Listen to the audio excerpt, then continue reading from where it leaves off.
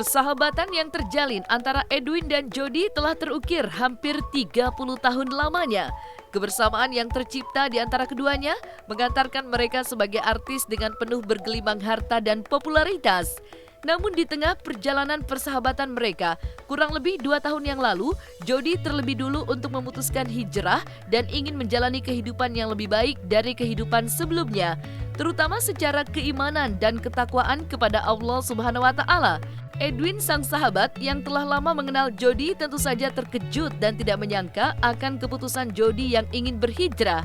Sempat mengira bahwa keputusan Jody hanya sesaat dan terbawa suasana, namun pada akhirnya, seiring berjalannya waktu, Edwin benar-benar melihat kesungguhan Jody yang telah memutuskan dengan tekad yang kuat untuk berhijrah dengan berbuat kebaikan.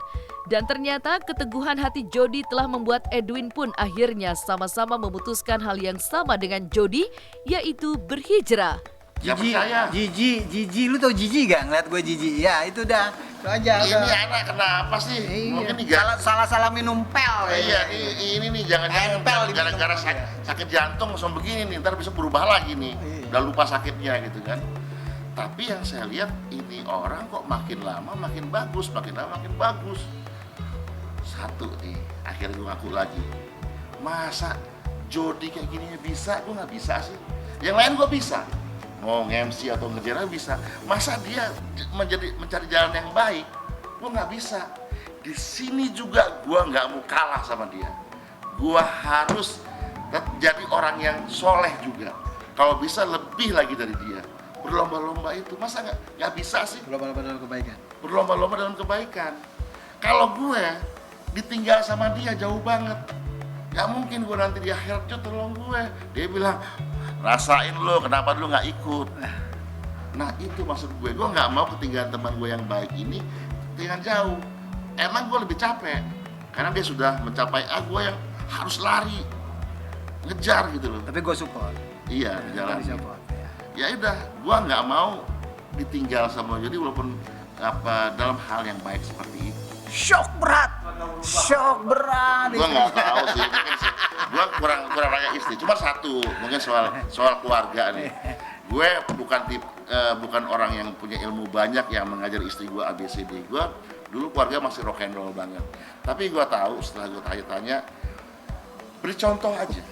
Karena teman gue bilang istri sedonya suami, bayangan suami. Kalau istri kita masih belum ikut kayak kita, berarti kita belum benar menjalankannya. Nah pelan-pelan gue istiqomah terus di rumah segala macam. Lama-lama gue istri tiba-tiba kok ada sejadah terbentang di kamarnya. Alhamdulillah udah sholat dia, tanpa gue harus rambuk dia atau marahin dia. Gue beri contoh.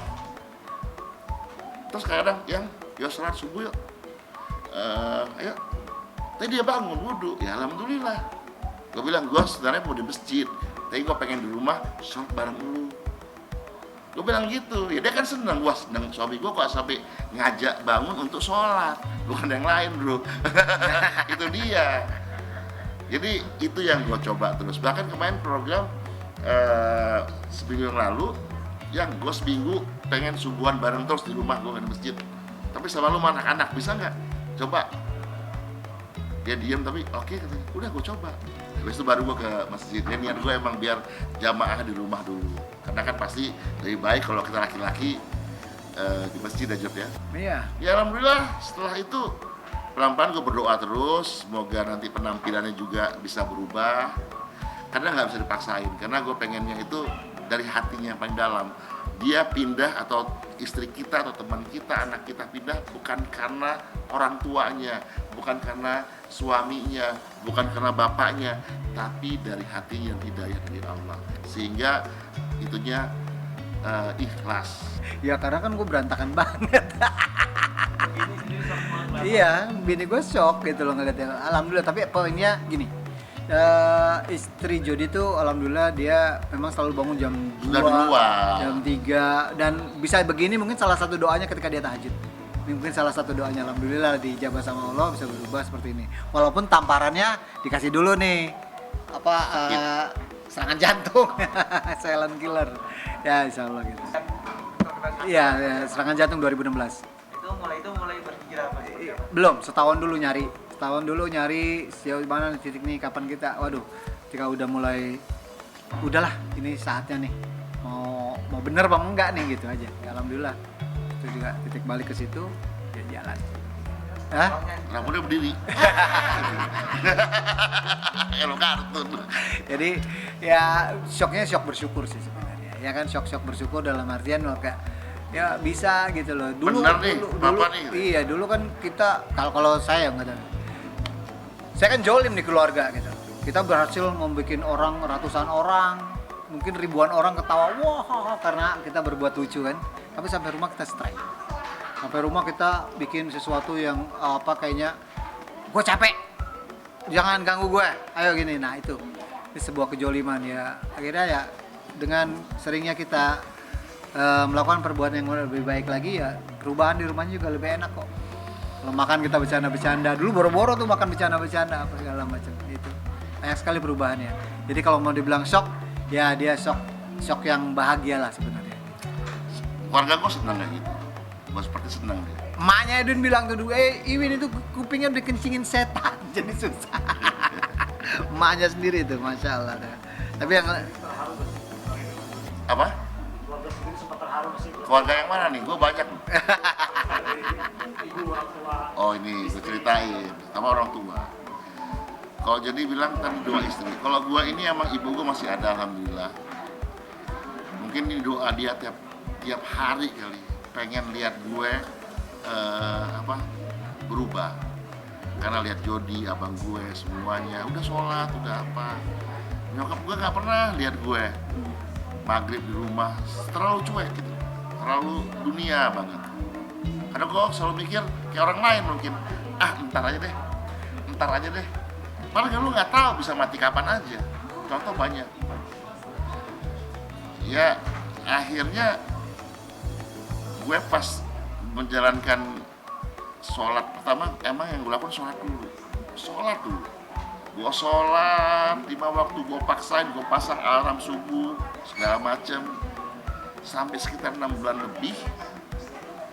Disitulah gue bilang sama nyokap gue, sama ibu gue, Mak, Iwin sholat. Disitu nyokap gue nangis gitu. Itu aja sih. Ya bukan titik. Gua nggak mau ngomong ngomongin orang tua, tapi gua sudah jalanin dulu, baru gua bilang. Berubah ke arah yang lebih baik selama masih hidup, itulah yang kini sedang dirasakan dan dijalankan dalam kehidupan Edwin dan Jody. Sebagai seorang artis yang pada zaman keemasan bergelimang kemewahan dan harta, namun ketika mendapatkan sebuah pencerahan dan petunjuk untuk mendapatkan kehidupan yang lebih damai dan menenteramkan hati, seperti itulah awal titik di mana Jody mengambil keputusan. Segala hal yang dulu didapatkan secara materi dan popularitas telah ditinggalkan. Fokus Jody adalah menjalani kehidupan yang lebih baik lagi dan menenteramkan hati. Maka seperti inilah Edwin dan Jody telah menyatakan ingin berbuat lebih baik lagi daripada masa lalu mereka yang telah mereka lalui. Saya cuma minta doa dari pemirsa di rumah semua buat teman-teman. Yang pertama minta maaf apabila ada kesalahan yang dulu yang sebenarnya kita minta maaf. Mungkin di kesempatan ini kita mohon maaf. Tolong dibukain pintu maaf yang sebesar-besarnya lah. Dan minta doa juga dari semuanya supaya kita menjalankan ibadah dan istiqomah jalan yang benar, dan juga minta doakan semoga kita ini tetap semangat, tetap menjalankan bentuknya ini kebersamaan kita yang sudah 30 tahun ini lebih tetap bersama dari zaman dulu. Ya alhamdulillah, Jody yang kenal ajak Edwin yang kenal ajak Jody. Sampai tahun 2018 kemarin kita umroh bareng. Iya kan? Gratis. Ada yang ngajak. Nggak tahu dari mana itu dia. Tapi ya kita tahu bahwa semua rezeki dari Allah, kita kerja untuk Allah semuanya, sehingga kita tuh plong. Mungkin yang lalu-lalu kita nggak lihat lagi, karena yang dilihat nanti adalah akhirnya. Satu itu, yang kedua yang lebih penting lagi adalah tolong teman-teman semuanya dimanapun kalian yang melihat ini, kita tidak merasa lebih baik dari orang lain, tapi kita mencoba lebih baik dari yang dulu. Karena kita berantakan, kita tahu dulu hidup kita berantakan banget. Tato saya masih belepetan, saya udah terapi, udah laser 2 tahun, masih aja nempel nih tato saya di sini. Udah 2 tahun tuh padahal tuh ya, udah di laser-laserin, tapi tetap aja. Tapi paling tidak saya berpikir, ya Allah tahu niatan baik saya ingin berubah untuk menjadi yang lebih baik. Tapi bukan baik dari orang lain gitu loh. Tinggal menjadi, kalau misalnya tiba-tiba saya Edwin jadi sampel untuk menebar kebaikan, alhamdulillah. Terus kalau masalah kalian jijik melihat kita, terus kayaknya apa sih ini anak kan gue tahu bangernya lu, gue tahu lu dulu suka kemana aja segala macam, gue tahu lu suka ngasih tip ke siapa aja. Jadi itu terserah juga gitu loh. Karena seperti yang tadi Edwin bilang, akhirnya yang akan dilihat, bukan yang lalu. Kita ini bukan seorang model yang ganteng yang enggak. Iya. Kita hanya menjalankan ini jalannya seperti ini gitu. Ingin ke arah yang lebih baik lagi, seperti itulah yang ingin dijalankan oleh Edwin dan Jody. Dan salah satu pengalaman Jody yang sampai sekarang diingat olehnya adalah momen ketika dirinya bersama dengan Edwin melakukan umroh 2 tahun silam, di mana Jody ditegur serta dimarahi oleh seseorang yang berbicara dengan menggunakan bahasa Arab. Jody mengatakan bahwa secara verbal dirinya tidak mengerti dengan bahasa orang yang menegurnya karena badannya penuh dengan tato. Namun secara keimanan, Jody sadar bahwa ini adalah salah satu cara agar dirinya menghapus tato di seluruh tubuhnya. Ya, jadi ada story. Ini teman-teman yang ini sekedar pelurusan juga sebenarnya udah berapa kali udah saya katakan. Jadi kenapa sih saya sampai hapus tato, sampai ngotot banget hapus tato. Jadi waktu umroh tahun 2018 pertama kali saya umroh, ketika saya tawa pertama, tato saya ini dipukul sama seorang syekh. Ya, kan pakaian ihram itu seperti ini ya ihramnya. Ini, nah tatonya kelihatan ini sih udah pudar. Iya, ini udah pudar. Tadinya masih. Jadi, nah itu saya dipukul. Dan dari situ saya nggak tahu dia ngomong apa. Cuma saya bilang saya pakai bahasa Indonesia sendiri. Dia ngomong Arab, saya bahasa Indonesia, bingung kan? Saya pikir biarin lah, pasti kita sama-sama tahu lah. Edwin tak ada kok di sebelah. Itu umroh sama Edwin kok waktu itu, ya kan? Edwin di sebelah juga. Yang waktu dipukul itu dia tahu juga. Nah, dipukulnya pakai sorban, dia marah-marah gitu. Saya pikir ini sebuah sign, tanda bahwa ini nggak bagus nih. Terus mungkin juga ini sebuah, lu mau gak sih ngapus tato gitu. Jadi kalau misalnya ada teman saya juga, ada teman saya nggak leher-leher, tapi sholatnya masya Allah rajin banget gitu. Nah, jadi seperti yang kata Ustadz atau kata apa siapa gitu, kok yang udah ya udah gitu kan, seperti kita tadi bilang yang udah ya udah gitu.